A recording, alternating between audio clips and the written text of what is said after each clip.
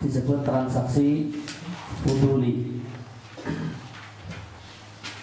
Nah, sah ataukah tidak, atau bolehkah ataukah tidak ya transaksi fuduli, menjual barang milik orang lain tanpa izin dari pemilik?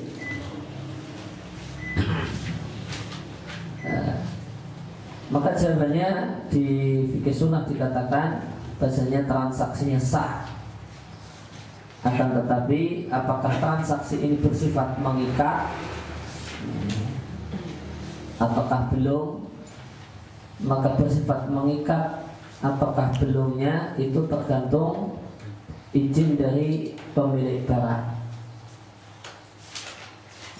Maka kalau dilihat dari keabsahan transaksi, transaksinya sah, tidak batal. Akan tapi setelah sahnya transaksi, maka berkaitan dengan transaksi dijual beli terdapat permasalahan, itu sudah bersifat mengikat ataukah belum? Yang dimaksud bersifat mengikat bisa dibatalkan ataukah sudah tidak bisa dibatalkan? Kalau orang itu transaksi jual beli langsung dengan pemilik barang, maka transaksinya sah dan otomatis bersifat mengikat. Pembeli yang telah membeli barang kemudian membawa pulang barangnya, dia sudah tidak lagi bisa membatalkan transaksi kecuali ternyata memang barangnya cacat, jejak di tempat penjual. Nah, ini baru dia bisa membatalkan transaksi. Namun jika tidak ada masalah, pada asalnya jual beli itu adalah transaksi yang bersifat mengikat jika telah dipindah dari tempat transaksi. Kalau belum dipindah dari tempat transaksi, maka belum bersifat mengikat, karena masih punya namanya dalam hukum khiyar majlis.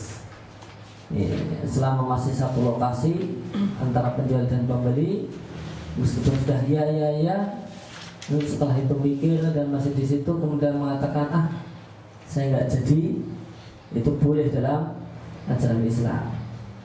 Tapi kalau sudah bubar, pembeli dan penjual sudah pindah ke tempatnya masing-masing, maka bersifat transaksi jual beli adalah transaksi yang bersifat mengikat. Barang tidak bisa dipulangkan, jual beli tidak bisa dibatalkan pada asalnya, kecuali dalam kondisi situasional tadi. Ternyata barangnya kok cacat sejak di tempatnya penjual.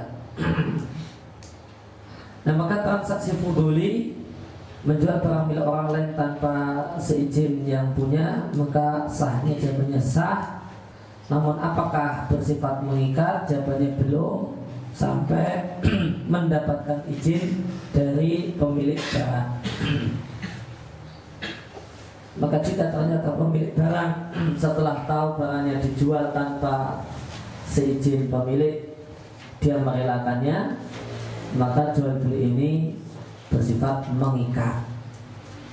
Kalau sahnya sudah sah sejak tadi, namun bersifat mengikat. Kalau dia tidak mengizinkan, maka dia punya hak, karena belum mengikat, maka pemilik barang punya hak untuk menarik barangnya dan membatalkan transaksi. Dalil tentang masalah ini adalah sebuah hadis yang diriwayatkan oleh Al-Bukhari dari seorang sahabat Nabi namanya Urwah Al-Bariqi. Dan sahabat Nabi namanya Urwah Al-Bariqi. Urwah Al-Bariqi menceritakan bahasanya Rasulullah SAW mengutusku dengan membawa uang 1 dinar dengan tugas membeli untuk Nabi seekor kambing. Akhirnya ternyata uang 1 dinar tersebut bisa untuk beli, pergi ke pasar, ternyata uang 1 dinar bisa beli 2 kambing. Akhirnya Urwah punya ide, 1 kambingnya dijual. Ternyata dijual laku 1 dinar. Sehingga Urwah kemudian menemui Nabi Shallallahu Alaihi Wasallam, pulang menemui Nabi sambil membawa uang 1 dinar plus 1 ekor kambing sebagaimana pesanan Nabi. Maka kemudian Nabi Shallallahu Alaihi Wasallam mengatakan, barakallahu fi shafaqati yaminika. Semoga Allah memberkahi transaksi jual beli yang dilakukan oleh tangan kananmu. Dan jadilah beliau termasuk sahabat yang kaya dengan sebab doa Nabi Shallallahu Alaihi Wasallam ini. Karena beliau nampak tadi adalah seorang yang cerdas dalam masalah pemasaran. Modal cuma setengah dinar bisa laku 1 dinar. Ini satu kecerdasan tersendiri. Kemudian dalil yang lain adalah hadis yang diriwayatkan oleh Abu Daud dan Tirmidzi dari sahabat Hakim bin Hizam. Nabi Shallallahu Alaihi Wasallam mengutus sahabat Hakim bin Hizam ini dikasih dititipi uang untuk membeli seekor kambing untuk korban. Nabi mau korban, Nabi beli, nyuruh orang. Maka beliau lalu kemudian membeli 1 ekor hewan kurban. Nah ternyata 1 hewan kurban yang telah dibeli ini beliau jual lagi sehingga untung 1 dinar. Untung 1 dinar, berarti tadi harganya 1 dinar, untung 1 dinar, berarti dapat uang berapa? 2 dinar. Nah, tadi belinya seekor kambing 1 dinar. Ada yang nawar, setelah dibeli kok ada yang nawar 2 dinar dan dikasihkan.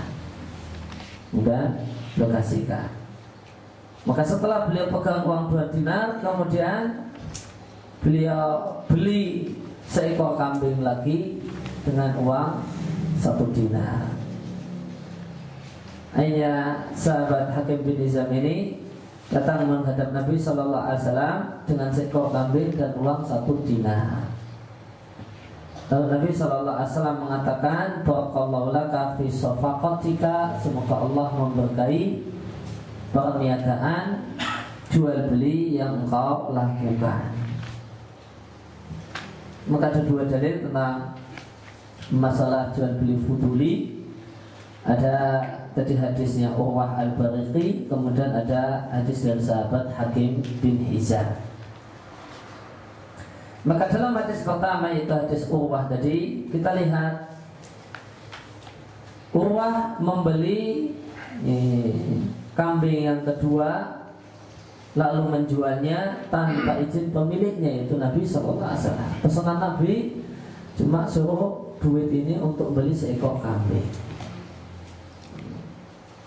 Setelah dapat 1 dinar, setengah dinar seekor kambing, kok ada lagi seekor kambing yang lain harganya 1 dinar, kemudian dia pakai duit Nabi. Maka dia di sini membeli pakai duit Nabi tanpa izin. Untuk kambing yang kedua tanpa izin. Kambing yang pertama memang mendapatkan izin, tapi untuk kambing yang kedua dia menggunakan uangnya Nabi tanpa izin. Kemudian kambing tersebut dia jual lagi juga tanpa izin. Maka tatkala sahabat Urwah ini menemui Nabi dan menceritakan apa yang beliau lakukan, apa yang dia lakukan di pasar, Nabi mendiamkannya, tidak menyalahkannya, bahkan malah mendoakannya. Maka ini menunjukkan sahnya transaksi jual beli yang dilakukan oleh Urwah al-Bariqi. Sehingga ini jadi dalil sahnya jual beli, seorang menjual atau membelikan barang milik orang lain tanpa izin dari orang tersebut jika ternyata pemiliknya mengizinkan. Kemudian dalam hadis yang kedua tadi, kisahnya Hakim bin Hizam, maka di sini Hakim menjual kembali kambing yang baru saja dibeli. Padahal kambing yang baru saja dibeli ini kan miliknya Rasulullah. dikasih uang 1 dinar untuk beli kambing 1 ekor. Setelah dibeli, kambing milik siapa? Rasulullah SAW. Sama Hakim dijual, laku 2 dinar. Lalu kemudian uang 1 dinar beliau pakai untuk membeli kambing yang kedua. Dan ini juga tidak minta izin pada Nabi SAW. Namun ternyata Nabi SAW mendiamkannya dan memerintahkannya untuk berkorban, untuk menyembelih korban dengan kambing yang telah dibeli, bahkan mendoakannya. Maka hal ini menunjukkan bahwa transaksi yang dilakukan oleh Hakim bin Hizam adalah transaksi yang sah. Seandainya tidak sah, tentu Nabi akan menyalahkannya dan memerintahkan untuk memulangkan dan mengembalikan barang yang telah dibeli. Karena jika transaksi tidak sah, maka hak kepemilikan tidak berpindah, maka uang tetap milik yang punya uang, barang tetap milik yang punya barang. Ternyata tidak diminta untuk mengembalikan, berarti transaksinya sah. Itu berkaitan dengan transaksi fuduli. Kemudian yang syarat yang keempat dari syarat jual beli adalah barang yang diperjualbelikan mampu untuk diserahkan oleh penjual kepada pembeli. Penjual mampu untuk menyerahkan barang yang dia jual kepada pembeli, dan mampu di sini mampu menurut syariat dan mampu menurut kenyataan. Maka barang yang penjual tidak mampu menyerahkannya secara kenyataan tidak sah diperjualbelikan. Maka ikan masih ada di sungai, dijual oleh seseorang kepada kawannya, maka tentu jual beli yang tidak sah, karena penjual tidak bisa menyerahkan barang. Mana ikannya? Dia tidak bisa menyerahkan. Ya, tentang masalah ini tentang masalah ini terdapat hadis perkataan sahabat Ibnu Mas'ud. Beliau mengatakan, la tastawsamaka fil ma'i, janganlah kalian membeli ikan yang masih di dalam air, fa innahu ghararun, karena itu adalah jual beli yang gambling. Namun ikan yang dimaksudkan adalah ikan yang tadi belum tentu bisa tertangkap karena dia masih di laut atau masih di sungai. Lain halnya dengan ikan yang sudah ada di akuarium besar, karena ini di satu restoran, ya, siapa yang mau ikan bakar atau ikan goreng tinggal nunjuk di akuarium itu mau mana ikan yang dia inginkan. Kalau ini bisa diserahkan, ini sudah langsung ambil, ini barangnya bisa diserahkan. Kalau tadi yang di ini tidak bisa diserah terimakan. Semisal itu adalah jual beli janin yang masih ada di bawah induknya, ya, jual beli janin yang masih ada di bawah induknya. Maka ini tidak boleh diperjualbelikan. Sapi ini bunting, kemudian masih dalam kondisi bunting, belum keluar, dijual oleh yang punya. Ini tidak sah karena penjual tidak bisa menyerahkan. Mana kambingnya? Ya nanti, ya, dia nggak bisa menyerahkan ketika dimintai saat itu. Maka ini adalah jual beli yang tidak sah. Demikian juga contoh yang lain berkaitan dengan syarat ini adalah tidak bolehnya jual beli burung yang lepas dari sarangnya, yang biasanya tidak kembali ke tempatnya. Seorang punya burung peliharaan, kemudian lepas kabur, dijual. Dan biasanya ya, karena ini belum omah kata orang Jawa, maka ya kemungkinan besar tidak balik. Ya, dijual meskipun dengan harga murah adalah jual beli yang tidak sah. Gimana kalau jual beli burung merpati? Jual beli burung merpati yang masih terbang dan dijual, itu tak jual.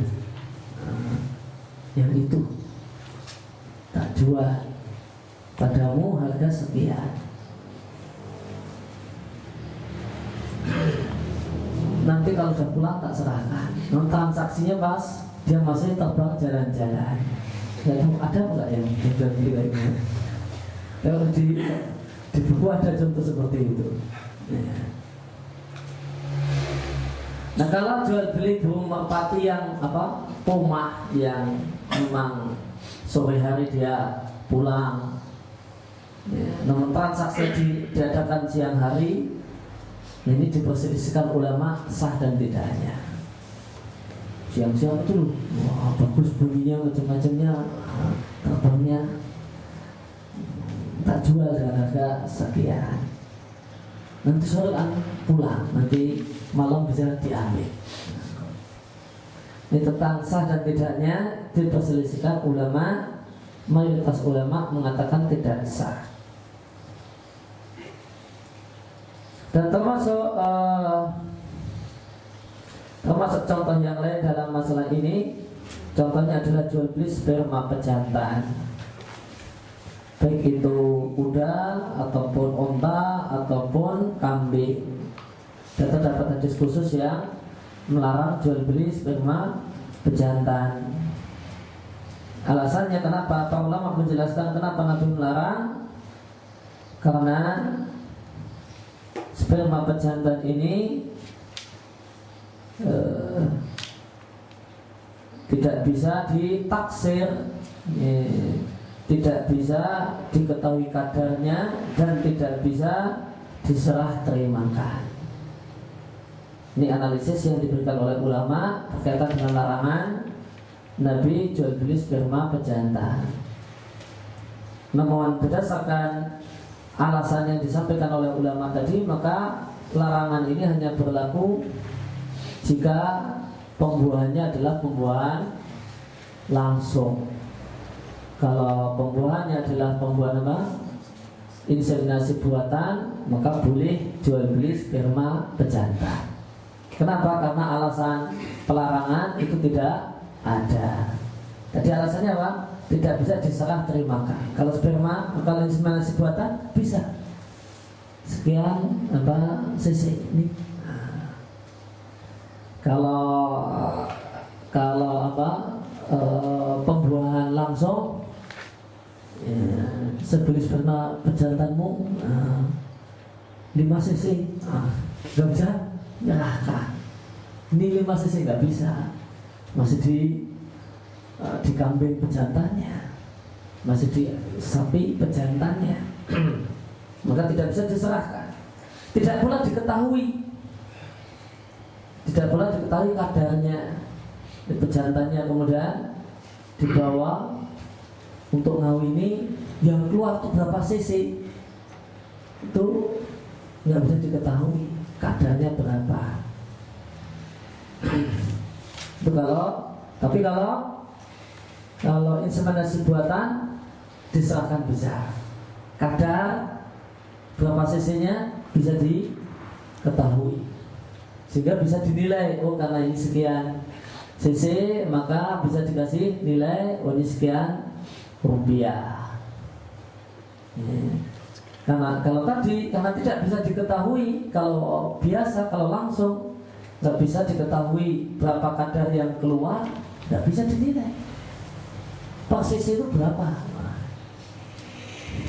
Sehingga yang benar, sehingga aturan atau larangan jual beli sperma pejantan hanya berlaku untuk pembuahan langsung dan tidak berlaku untuk inseminasi buatan. Ya kalau pembuahan langsung nggak boleh karena alasan tadi. Gimana kalau bunyi omong-omongnya sewa menyewa? Tak sewa sapi pejantanmu sehari sekian 50.000, sehari 50.000. Cuma ini bentuk ngomongnya sewa tak bawa, tak sewa sehari 50.000, tak sewa 3 hari. Boleh nggak kalau dibahasakan dengan bahasa sewa? Jawabannya tetap tidak boleh. Jawabannya tetap tidak boleh. Karena sewa di sini cuma permainan bahasa. Sewa di sini permainan bahasa. Karena yang dicari bukan fisik si kambing ini, yang dicari spermanya. Maka tetap realita nyatanya itu jual beli sperma. Meskipun omong-omongnya saya sewa pejantan Anda. Jika yang benar, dan ini ada pendapat mayoritas ulama, haramnya jual beli sperma pejantan, dan haramnya sewa menyewa pejantan. Namun diperbolehkan karomah, boleh diperbolehkan ucapan terima kasih, tanda terima kasih. Yang dimaksud dengan karomah adalah apa yang diberikan karena sperma pejantan, namun tanpa ada persyaratan dan perjanjian apapun, baik perjanjian tertulis ataupun perjanjian tidak tertulis. Perjanjian tidak tertulis maksudnya apa? Kebiasaan. Ya, kalau kebiasaan mengatakan ya pinjam boleh, tapi ya tahu diri lah. Masa cuma mulangkan pejantannya, nggak bawa apa-apa yang lain. Kalau ada perjanjian tidak tertulis yang mengatakan demikian, ya maka ini berarti persyaratan. Lalu jika tidak ada perjanjian baik tertulis ataupun tidak tertulis, artinya yang punya pejantan itu seandainya pejantannya dipinjam dan dipulangkan tanpa ada tambahan yang lain, itu ya senang-senang saja karena dia bantu nolong orang.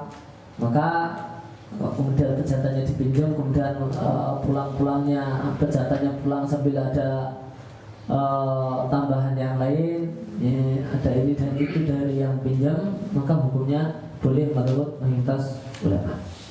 Dan ingat, dengan syarat tidak ada, maka ungkapan terima kasih boleh dalam kasus ini.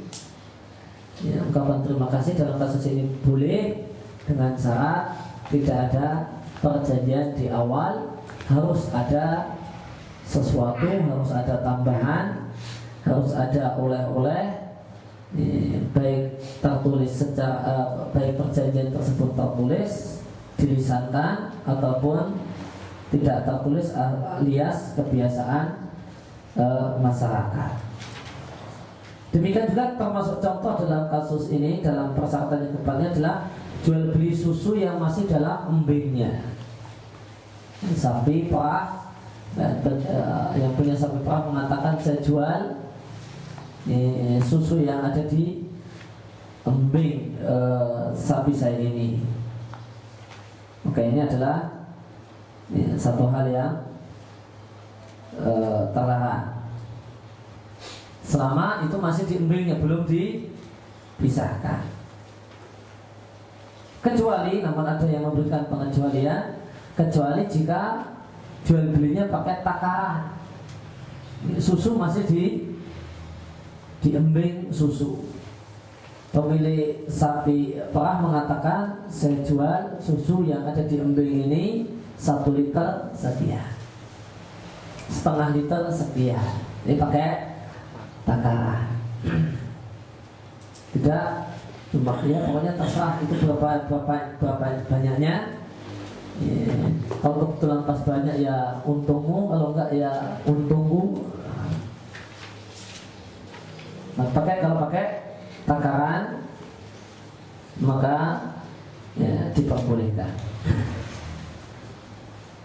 Demikian pula tadi berkaitan dengan jual beli janin yang masih ada di perut, ini ini terlarang jika diperjualbelikan secara khusus, dan boleh jika dijual sekalian induknya. Ya, sapi itu lagi bunting, kemudian janinnya dijual, tak jual janinnya 500.000 atau 1 juta. Ini tidak boleh karena tidak bisa diserahkan. Dan juga tidak jelas kadarnya, nanti jantan ataukah betina, kurus ataukah gemuk dan seterusnya. Namun boleh menjual janin asalkan plus kalian induknya. Ini sapi, kalau dia tidak bunting harganya 10 juta. Dia bunting udah mau lahir, harganya 15 juta. Maka 5 juta itu apa? Harga janin. 5 juta harga janin, ya kan? Buktinya kalau dia nggak bunting 10 juta, dia bunting mau lahir 15 juta. Berarti apa? 5 juta itu apa? Harga janin. Kalau semacam ini sekalian induknya dijual, boleh. Tapi kalau cuma janinnya tok saja yang dijual, hanya janinnya saja, maka tidak diperbolehkan. Namun jika sekalian induknya kemudian janinnya dihargai, tidak mengapa alias diperbolehkan. Maka syarat yang keempat dari jual beli adalah barang yang diperjualbelikan bisa diserahkan secara realita atau secara syariat. Apa contohnya yang tidak bisa diserahkan secara syariat? Contohnya barang wakaf, buku-buku wakaf. Ada buku wakaf. Ini bisa diserahkan secara realita, namun tidak bisa diserahkan secara syariat. Namun tidak bisa diserahkan secara syariat. Dan banyak ini jual beli semacam ini. Dulu Raja Fahad itu wakaf terjemah Quran bahasa Indonesia, cetakannya lux bagus, berjuta-juta eksemplar diwakafkan sama Malik Fahad rahimahullah ta'ala. Sudah diketok wakaf, tidak boleh diperjualbelikan, dijual di shopping. Di shopping kamu bisa beli. Dibeli juga dalam kondisi masih ada tulisannya itu, dilarang diperjualbelikan. Karena itu wakaf Malik Fahad untuk kaum muslimin. Sebagian orang boleh jadi dia dapat baik-baik, ya, kemudian dia jual. Sebagian lagi nyuri di masjid, diambil kemudian dijual, kemudian terjual di shopping. Ini jual beli yang tidak sah, ya, karena jual beli barang yang tidak bisa diserahkan, karena tidak bisa diserahkan secara syariat, meskipun bisa diserahkan oleh penjual kepada pembeli secara realita. Maka tadi disampaikan barang haruslah barang yang bisa diserahkan oleh penjual kepada pembeli secara realita dan secara syariat. Demikian juga termasuk yang tidak bisa diserah terimakan secara syariat adalah, ya, memisah induk dengan anaknya dalam keadaan anaknya itu masih membutuhkan induknya. Maka terdapat larangan dari Nabi SAW untuk memisahkan anak dengan induk binatang dalam keadaan si anak itu masih membutuhkan induknya.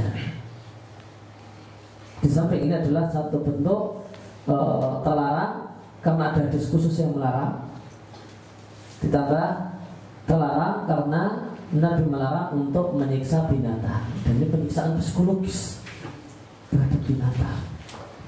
Maka menyiksa psikologis binatang saya tidak boleh, apalagi psikologis manusia, bagi manusia yang mudah sedih, yaitu wanita. Lebih tentu lebih tidak boleh lagi psikologis. Kambing saja nggak boleh disiksa. Ibunya kangen dengan anaknya, tidak boleh, ya, apalagi psikologi manusia. Ya, seperti ada pertanyaan. Ya, mau Pak? Untuk untuk yang transaksi Uduli tadi, apakah bisa sah? Artinya kalau yang misalnya tanpa izin kita menjual barang tanpa izin pemilik, tapi atas dasar kita pengen menjual itu tanpa ada orang yang menawarnya. Maksudnya gimana Pak? Jadi kalau yang diriwayatkan di dalam hadis kan, jika ada orang